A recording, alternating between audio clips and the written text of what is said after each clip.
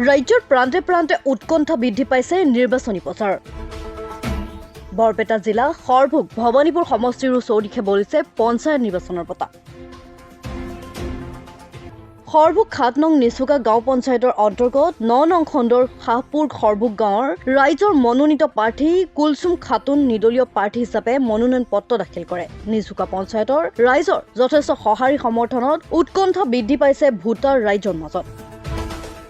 দুৰ্নীতিমুক্ত পঞ্চায়ত গঠনৰ লক্ষ্যৰে আৰু ৰাজ্যৰ বিভিন্ন সমস্যা সমাধানৰ প্ৰতিশ্ৰুতিৰে নিৰ্বাচনী প্ৰচাৰত নামি পৰিছে ৯ নং খণ্ডৰ নিৰ্দলীয় প্ৰাৰ্থী কুলচুম খাতুনে। কুলচুম খাতুনৰ প্ৰতীক চিহ্ন হৈছে টৰ্চ লাইট।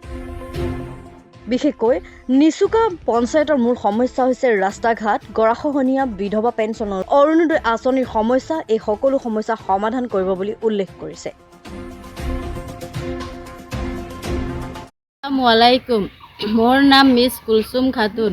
মই ৭ নং নিচুকা গাঁও পঞ্চায়তৰ ৯ নং খণ্ডৰ অন্তৰ্গত শাহপুৰ আৰু সৰভোগ গাঁৱৰ ৰাইজৰ মনোনীত প্ৰাৰ্থী হিচাপে মনোনয়ন পত্ৰ দাখিল কৰিছোঁ।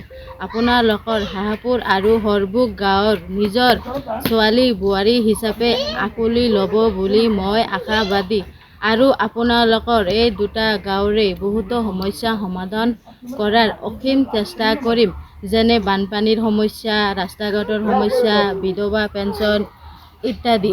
গতিকে সমূহ ৰাইজক বিনম্ৰভাৱে অনুৰোধ জনাইছোঁ যে টৰ্চলাইটৰ ছবিত আপোনালোকৰ বহুমূলীয়া ভোট দি জয়যুক্ত কৰে যেন।